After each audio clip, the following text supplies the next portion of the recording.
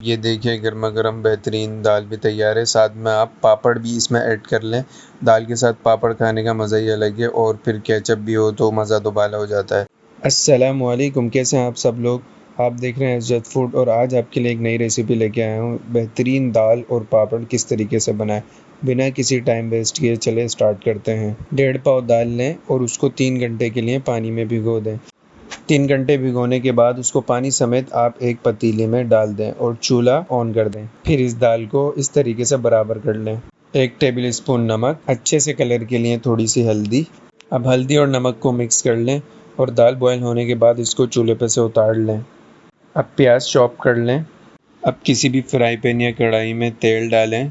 ये non stick fry pan होने की वजह से तेल कम डाला गया है। अगर आपके पास कोई सादा वाला फ्राई पैन या कढ़ाई है तो उसमें फिर अपने हिसाब से आप 2 से 3 चम्मच तेल डालें। बघार के लिए इसमें अदरक का पेस्ट डालेंगे।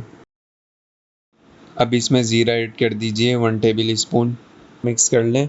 जब ज़ीरा हल्का सा भुन जाए, जो अभी हमने दाल बॉईल की थी, अब हम इसमें डाल देंगे। आधा चम्मच दखनी मिर्च डालें, आधा चम्मच लाल मिर्च डालें, 1 टेबल स्पून नमक डालें। अब 1 टेबल स्पून चाट मसाला डालें। फिर इसको अच्छी तरह मिक्स कर लें। मिक्स करने के बाद इस तरीके से धनिया और प्याज इसके ऊपर डाल दें। साथ के साथ हरी मिर्च भी ऐड कर लें और ऊपर से लेमन का जूस भी डाल दें। अब इसको अच्छी तरह मिक्स कर लें और चूल्हे की आंच दरमियानी रहे। अब ये देखिए गर्मा गर्म बेहतरीन दाल भी तैयार है। साथ में आप पापड़ भी इसमें ऐड कर लें।